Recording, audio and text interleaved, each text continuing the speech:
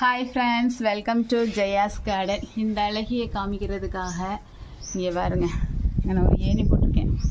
ஏணியை போடக்கூட முடியல, கொடி தட்டுது. ஆனாலும் ஏணியை போட்டு ரிஸ்க் எடுத்து ஏறிக்கிட்டு இருக்கேன்.